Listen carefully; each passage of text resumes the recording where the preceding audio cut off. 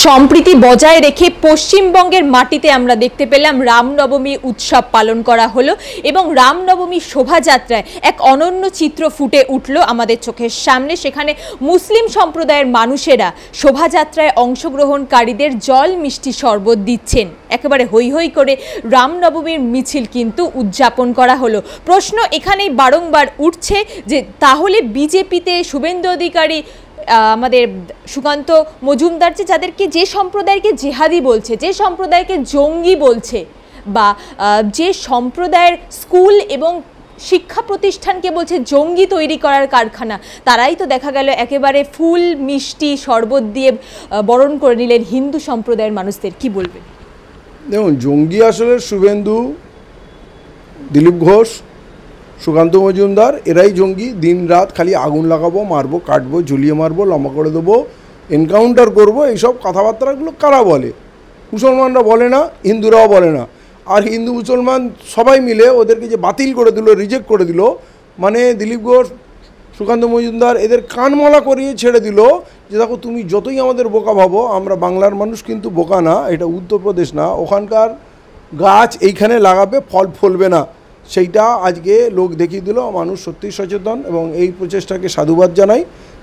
হিন্দু মুসলমানের যে সম্প্রীতি আছে এটা আমাদেরকে বজায় রাখতে হবে। শত পরিস্থিতি বিপরীত হয়ে যাক, এই অবস্থাটা আমরা মেনটেন করব। এবং এখন বেশি বেশি করে হিন্দু মুসলমানের সম্প্রীতির প্রয়োজন। আগে যা ছিল স্বাভাবিকভাবে, কারণ এই যে দালালগুলো ময়দানে নেমেছে, বাংলাটাকে বলছে জ্বালিয়ে দেবো, এখন বেশি করে আমাদের উদ্যোগী হতে হবে একে অপরকে বুকে জড়িয়ে দেওয়ার জন্য এবং একে অপরের প্রতি নিজের প্রেম ভালোবাসা মেলে ধরার জন্য। এদের মুখে ঝামা ঘষে দিতে হবে যে তোমরা আমাদের বাড়িতে আগুন লাগাতে চাও। কারণ দিলীপ ঘোষ তো লড়বে না, শুভেন্দু জেড ক্যাটাগরির সিকিউরিটি নিয়ে ঘুরে বেড়াচ্ছে, আর হিন্দুদের বলছে অস্ত্র তুলে নাও, সুকান্ত মজুমদার বলছে অস্ত্র তুলে নাও, এদের আক্রমণ করো। তাহলে তোমরা জেড ক্যাটাগরির সিকিউরিটি নিয়ে কেন ঘুরছো? সাধারণ মানুষ যেমন জীবনযাপন করছে সেরকম করো। মানে এরা সেফ থাকবে, কিন্তু মানুষকে আর সেফ থাকতে দেবে না, মানুষকে বিপদে ফেলা হচ্ছে এদের কাজ।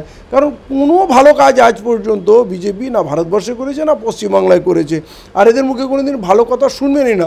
গরিব মানুষের, সে হিন্দু মুসলমান সকলেরই আজকের যে সবথেকে বড় সমস্যা হচ্ছে দ্রব্যমূল্য বৃদ্ধি, তার উপরে রোজগার নেই, রোজগার মানুষ কমছে, বেকারত্ব চরমে।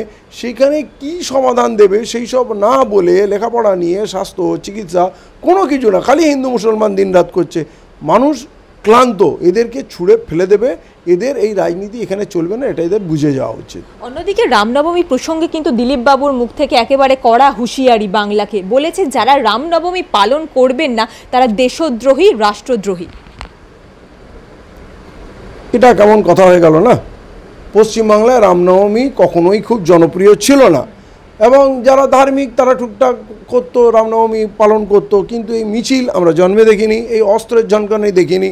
এবং এখন যদি হিন্দু ধর্মের বিধান দিলীপ ঘোষ দিতে শুরু করে, সে একটা রাজনৈতিক ব্যক্তিত্ব, তাদের ফর্মুলা হচ্ছে মার কার্ড, কিন্তু ও তো ধর্মীয় গুরু না। হিন্দুরা কি করবে আর না করবে সেই নির্দেশ ও বলার কে? ওদের হিন্দুরাও ওদের পাত্তা দেয় না। আপনি দেখলেন সবাই কিন্তু পশ্চিমবাংলার যদি 10 কোটি মানুষের মধ্যে যদি 3 কোটি মুসলমান হয়, তাহলে অমুসলমান 7 কোটি, তার মধ্যে আদিবাসী অন্যান্য যদি কিছু হয় 2 কোটি, তাহলে 5 কোটি। তাহলে কি 5 কোটি মানুষ রাস্তায় নেমেছিল? নাকি যারা নামলো না তারা কি হয়ে গেল? নাস্তিক হয়ে গেল না মুসলমান হয়ে গেল? কোনটা? তো দিলীপ ঘোষও এসব বোকা বোকা কথা বলে অ্যাকচুয়ালি নিজেরই ওজন হারাচ্ছে। ও চিরজীবনী এরকম কার্টুনের মতো কথা বলতো, গরুর বাট থেকে সোনা বেরোয়, অমুক তমুক, এটা ওটা। তো এদের আগেও মানুষ ফেলেছে, এখন আরও বেশি করে মানুষ এদেরকে ত্যাগ করবে। কিন্তু এই প্রসঙ্গ উঠছে যখনই একটি কথা সামনে এসেছিল, যখন রামনবমীতে অস্ত্র নিয়ে মিছিল করার জন্য হাইকোর্টে সেই রায় যায় এবং সেখান থেকে অনুমতি তারা পায়নি, সেখান থেকে দিলীপ ঘোষ থেকে সুকান্ত মজুমদাররা বারংবার বলেছে মহরমে যদি অস্ত্র নিয়ে মিছিল করার পারমিশন থাকে তাহলে রামনবমীতে নয় কেন? বারংবার এই যে রাজনৈতিক টানাপোড়েনের মধ্যে হিন্দু মুসলমানের যে একটা আফিম তুলে ধরার চেষ্টা করছে, এটা কি মনে করছেন সামনে 2026-এর বিধানসভা ভোট বলে?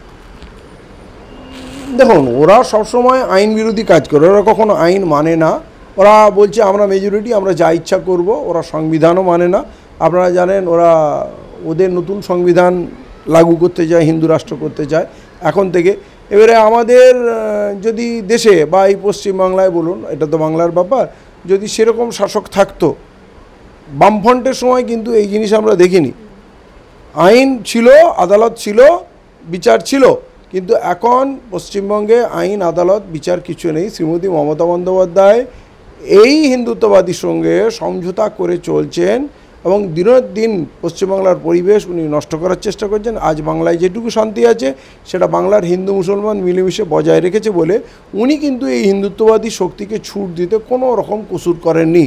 অতএব এরা আইন মানবে না। 26 অবশ্যই এদের নজরে আছে, 26 অবশ্যই এদের নজরে আছে, তবে 26 এরা পুরোপুরি ব্যর্থ হবে। কিন্তু মমতা বন্দ্যোপাধ্যায়ের উপরে বড় প্রশ্ন রয়ে যাচ্ছে, বিজেপি খারাপ কাজ করছে, আরএসএস খারাপ কাজ করছে, আপনি ভালোটা কি করছেন? অতএব পশ্চিমবঙ্গের মানুষ কিন্তু মুখ্যমন্ত্রীকেও ছাড়বে না, মুখ্যমন্ত্রীকেও ঘিরবে, কিন্তু এটা মুখ্যমন্ত্রীর বোঝা উচিত।